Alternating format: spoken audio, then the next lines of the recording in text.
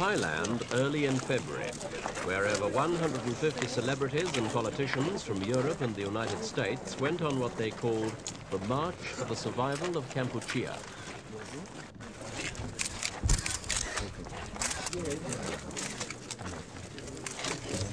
The organizers were the French charity Médecins Sans Frontières and the American International Rescue Committee.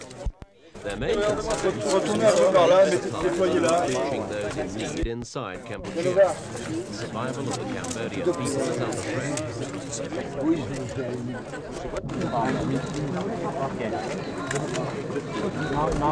The delegation walked right up to the blockaded long wet road bridge on the border.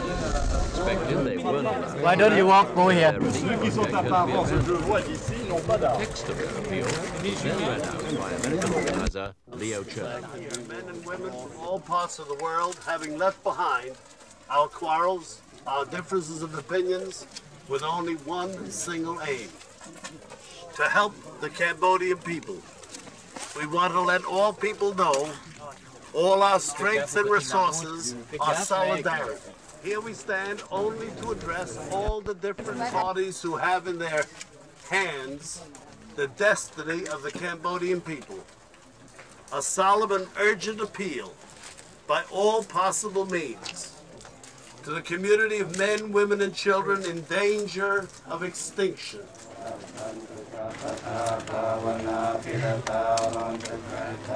The marchers insist they are non-political. They are concerned at the reports that relief aid going through Thailand and Kampuchea is being stockpiled on both sides of the border by the main rival forces, and then distribute or withhold it for their own political reasons. The marchers at least attracted world attention. Asked today whether we considered our march a success, I would say absolutely, without any doubts at all. That to have a constituency of people that really amounts to the people here representing millions of people around the world who say that a trickle of food into Cambodia is not enough. There should be doctors in Cambodia, there should be nurses, there should be medical supplies, and if they're not in there, it's not because we're not here to offer. The main Thai town in the border area is Aranya Pratet. There have been border incidents here for years between Thai troops and the forces of successive regimes in Kampuchea, but the recent flood of refugees has revitalized the town. It is booming with trade and has become a big business center. The Thai authorities keep the Khmer refugees, numbering over 500,000, away from the towns, and this brings the local traders themselves out onto the roads in search of business.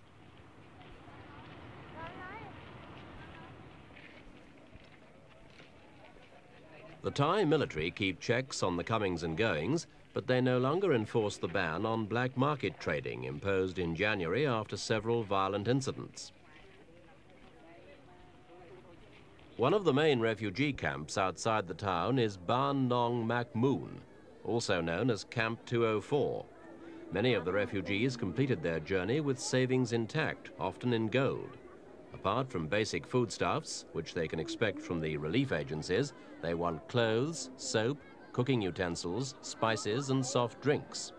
It all helps to make the refugees' life more bearable and less of a problem for the Thais. A new problem for Thailand, though, is the military situation on the long border with Kampuchea.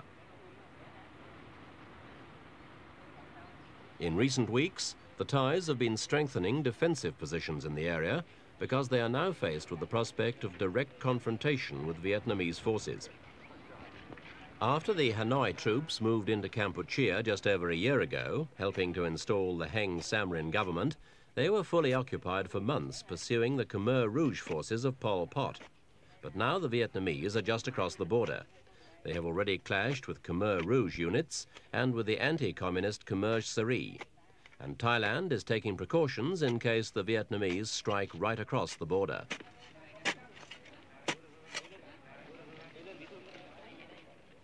Camp 204 is one of the strongholds of the Khmer Serei.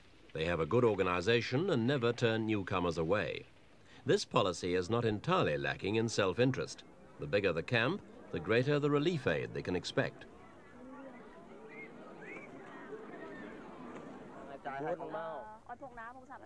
This is self-styled Prince Norodom Soryabong, Khmer Serei leader in the anti-Vietnamese resistance.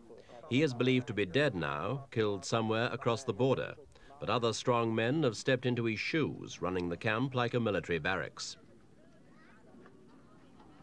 The sheer size of the camp has meant that the Red Cross and United Nations agencies have been obliged to delegate the distribution of food and other supplies to the camp leaders. And this is what happened. The Khmer Serei quickly established a whole fleet of bicycles to ferry supplies to their supporters across the border.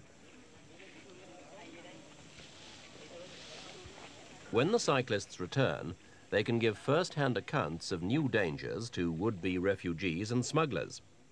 Vietnamese loudspeakers have been warning all Khmers not to go within 10 kilometers of the border, threatening any violators with tough penalties and even execution.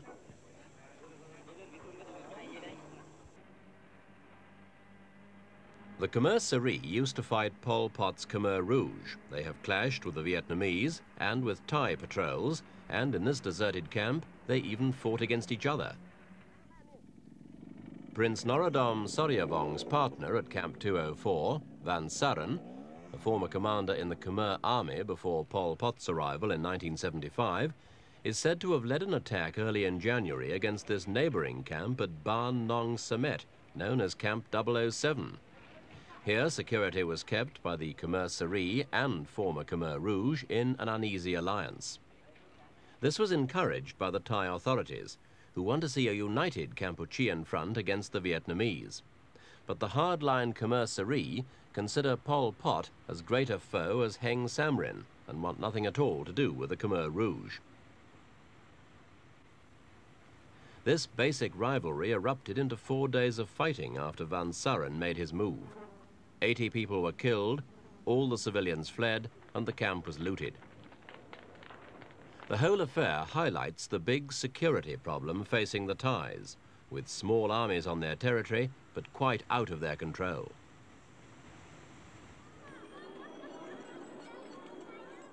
For the civilians, the fighting was a disaster.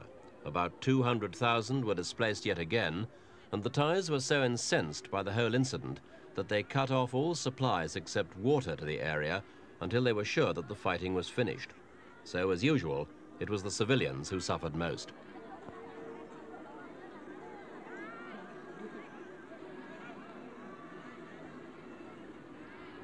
Most of the refugees went on to the latest and potentially biggest of the Thai camps at Khao Dang. For many, it was a welcome move. There were reports of beatings, robberies, and even executions in the Khmer Serei camps, and those who insisted on leaving had to pay $150 to the camp leaders for the privilege. Also, the refugees were now able to get further away from the Vietnamese, who are said to have massed 6 divisions, that's 50,000 men, just across the border, with T-54 tanks and heavy artillery. They have already harassed Khmer Rouge and Khmer Serei camps that spill into Kampuchea.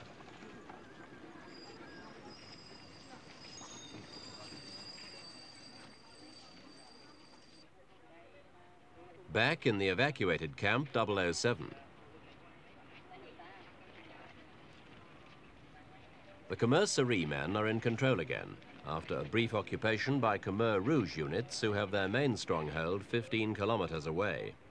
It's a small victory for the Free Khmer side, but their factional disputes make them an embarrassment to Thailand and to the West in general.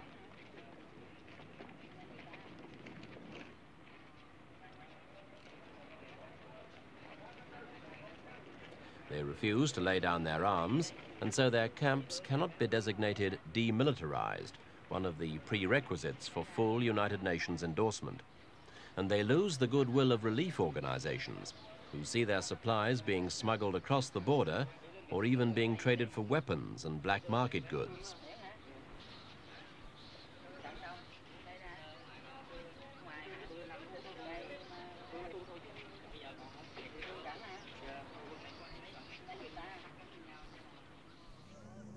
The Thai-controlled center at Khao Dang is one place that can be classed as demilitarized. Here at least relief supplies are guaranteed to reach those for whom it is intended. The main providers are the United Nations Children's Fund and the International Committee of the Red Cross. And thanks to them, starvation is no longer a spectre haunting the camps.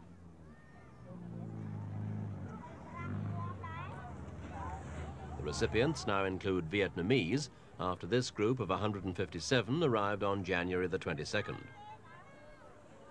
Some had made the perilous journey right across Kampuchea from their home, while others are said to have defected from the ranks of the Vietnamese forces supporting Heng Samrin. Meanwhile, the relief organizations are preparing for another conference next month to decide what aid is needed when the present program ends on March the 31st. The next wet season harvest starts in December, and the hope is that the situation will have established sufficiently by then to allow for a good crop, and so self-sufficiency. That's why the relief supplies from now on will include large amounts of seed, fertilizer and pesticides.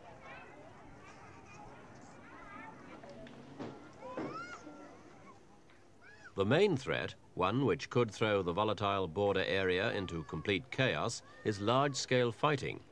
And these latest pictures in mid-February could be a foretaste of bad times ahead. The wounded are Khmer Serei soldiers in the Red Cross hospital at Camp 204. One of their units clashed with Vietnamese regulars 2 kilometers inside Kampuchea. They claim they killed 6 Vietnamese, but they incurred several casualties themselves. For some, help came too late. It's just one more death to add to the millions that have marked Kampuchea's agony in recent years. But if it's a sign of Vietnamese intentions to eliminate by force the hostile camps along the border, then the frightening total of Kampuchean widows could become even greater.